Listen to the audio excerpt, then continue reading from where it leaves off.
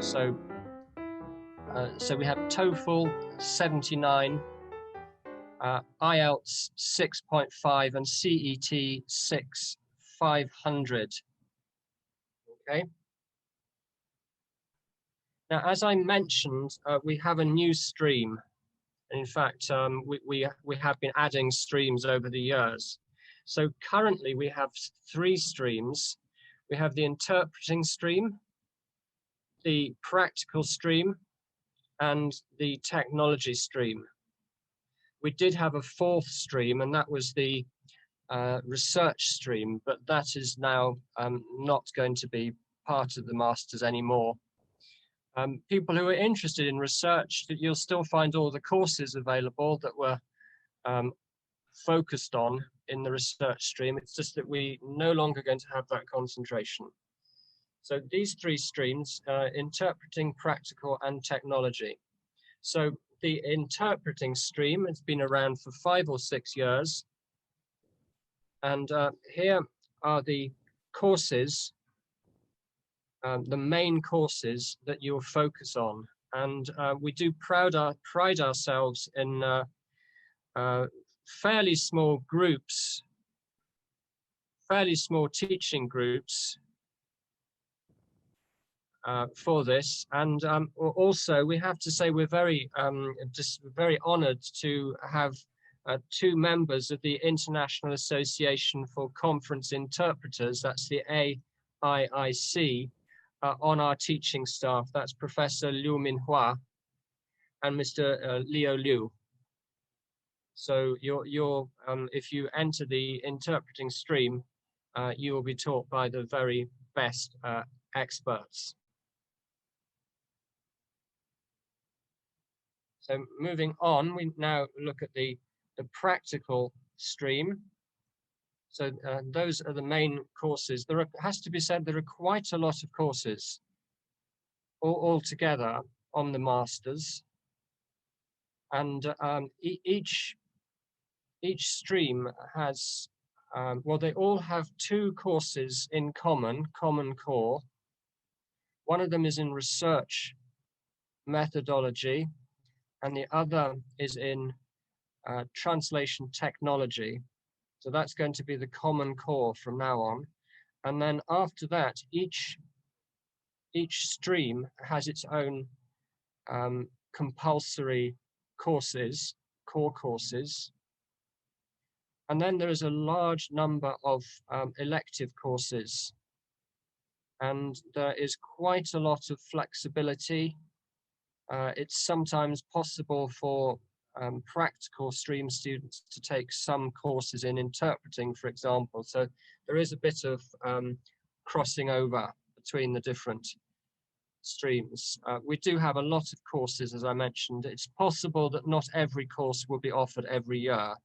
We do our best to ensure that students, or all students, have a good choice of electives. And we're going to be having about half a dozen new elective courses from next year. So that I don't think is going to be a problem. Okay, so here is the technology stream.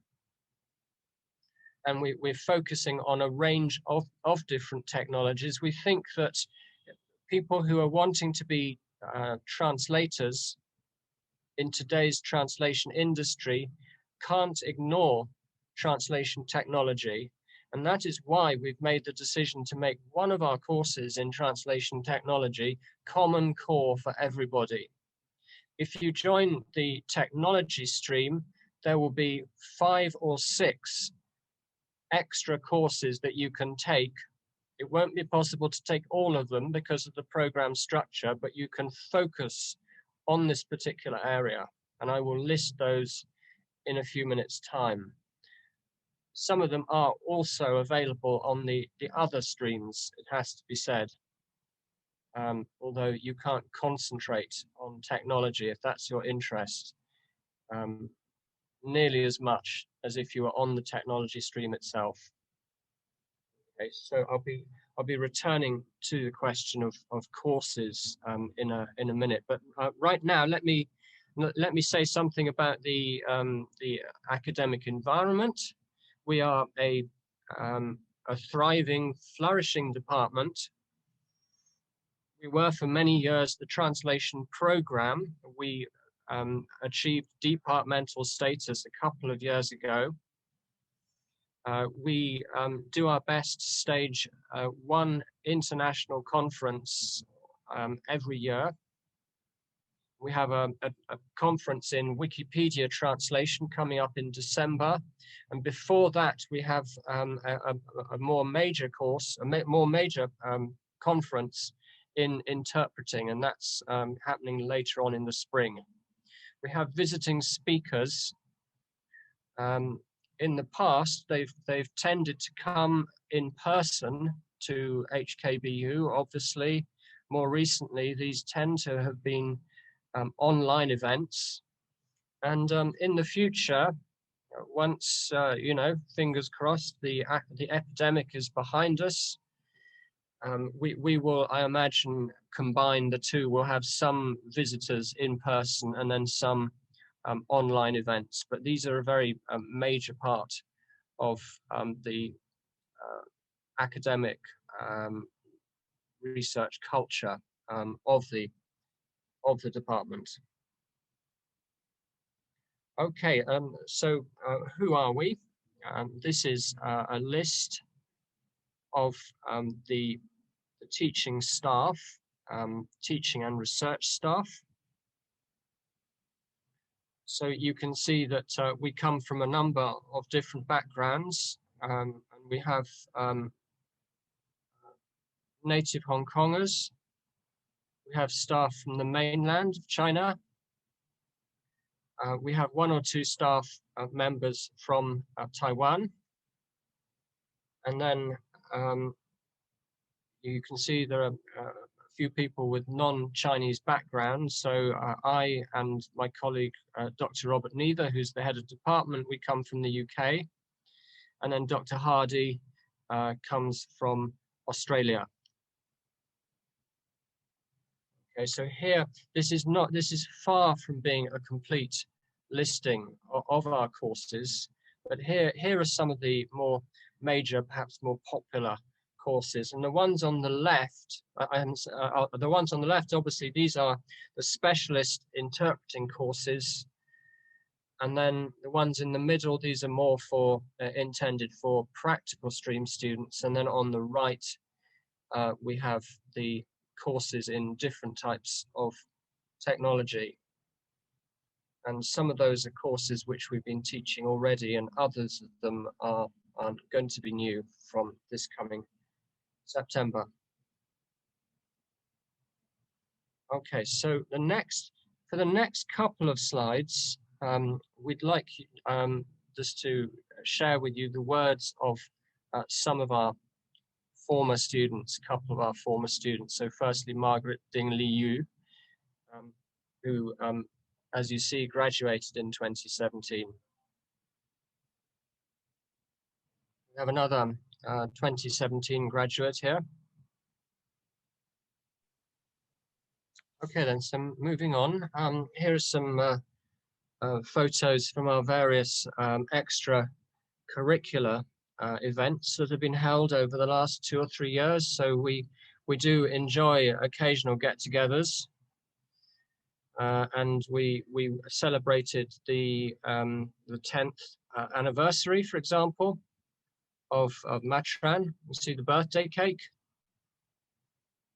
and a couple of other events as well represented here. And I think in the middle that was a visit to Hong Kong LegCo, the Legislative Council, a few years back that was.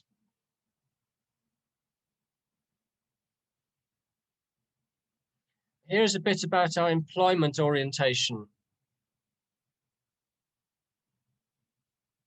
So you can see the different areas that our graduates take up employment within, so including education, for example, and government, translation industry, of course, and a number of different areas as well. Scholarships. So here are the details of the scholarships we offer. There is one for international students, and then there are others for students from mainland China and from local students from Hong Kong, all those three categories. So we're nearly done. Just to let you know, the next two slides are going to have QR codes on them. So if you want to be ready with your phone, if you want to record these, if you want to capture these, there'll be a chance to do so. Okay, so there are, that's our Facebook page and our WeChat ID. And then that's the QR code for our WeChat. Okay, and then there's the second QR code. This is for the this takes you to the applications link.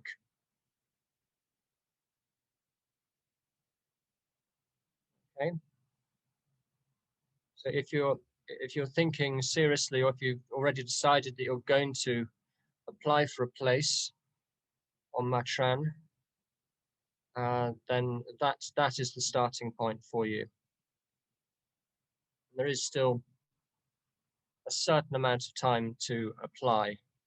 Currently, the deadline is the 1st of April, although it may well be that that's extended, but currently that's what the deadline is.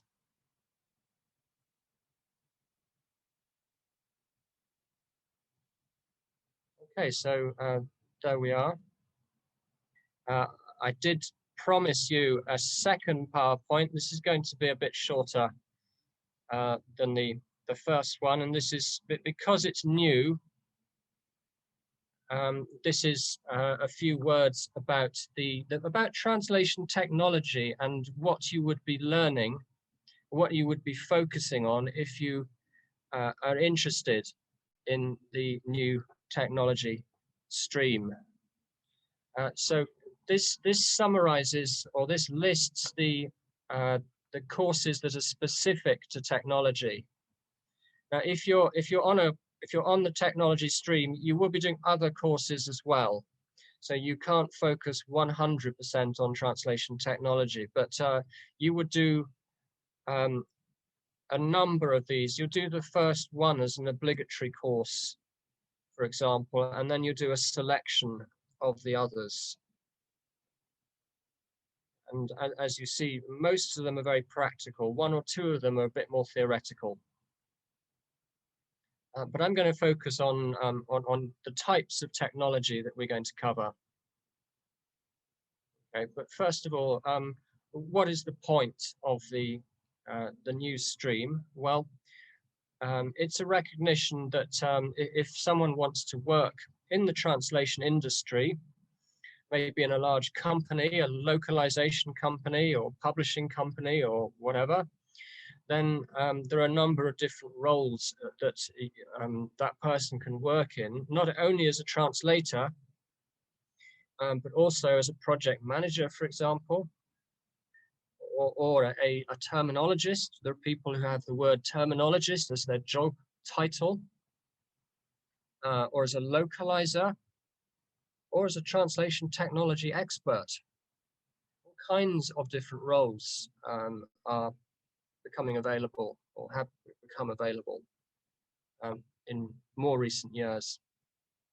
So we aim to give our students experience in a wide range of different technologies.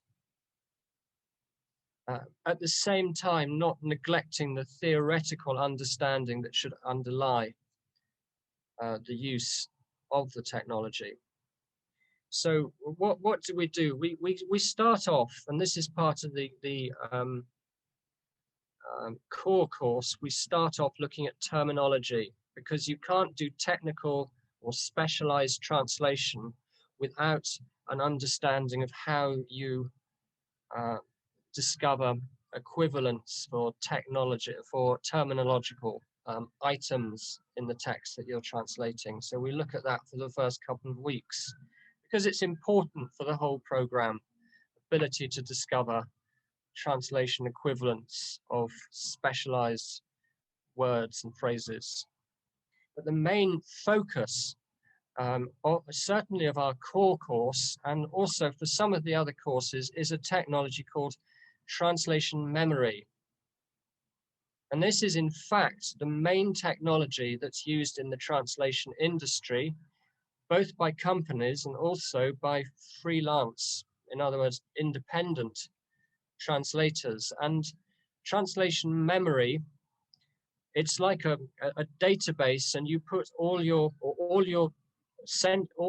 texts as you translate them get added to the database, which makes the translation of future texts easier because you can consult your old translations and it will suggest when you have the same sentence or a similar sentence, it will suggest old translations back to you. And the idea is it will help you when you're translating. It will make you hopefully translate more quickly and in a more consistent manner. Perhaps I better shut the window.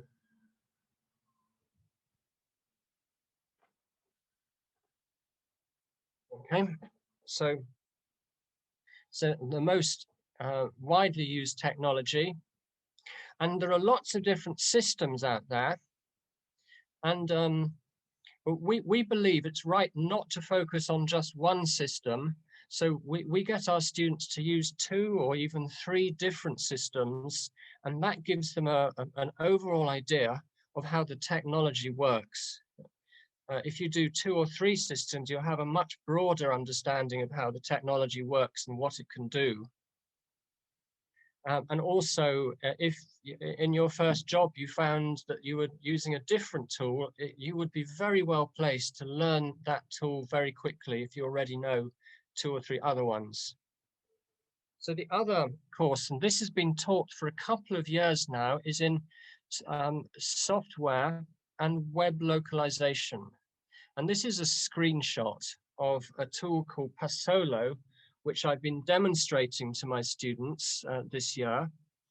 And Pasolo will allow access to the all the text in a software application, and it will allow you. This is like the original text, and this is going to be your translation. And you go down the column and you translate it, and then once you've finished, it will put your translated text strings back into the application. You'll see your translation in the menus and in the dialog boxes. Okay, so that's what we're doing this at the moment, actually, and this is an elective course, and this is precisely what we're doing at the moment. Okay, so next is audiovisual translation, in particular subtitling. This currently plays a very minor part in our Translation Technology 1 course, and our students get a chance to have, basically one go at subtitling an online video clip. So this is just a screenshot of our students have free choice, as you see, and this is an American sitcom you may be familiar with, and this is from one of our students' work last year. It's very empowering. It gives you a good feeling when you subtitle something and you play it and you see your own subtitles playing along with the clip as you watch it. It's a great feeling, certainly the first few times you see it. Very, very rewarding, very satisfying.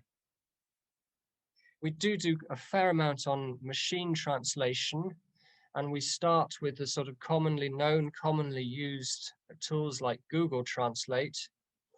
And we talk about what to do with machine translation output post-editing. And we're starting to use a new and exciting tool called Lilt, which gives you experience of what's known as interactive and adaptive machine translation. This is a very cutting-edge tool when it comes to machine translation. We look at how machine translation can be used within a translation memory tool. This is the way that the technologies are converging, coming together at the moment. And also from next year, there will be a chance on one of the courses for you to build your own machine translation engine using an application called Kantan MT. That's all quite exciting. Okay, that's it. 谢谢. Thank you very much.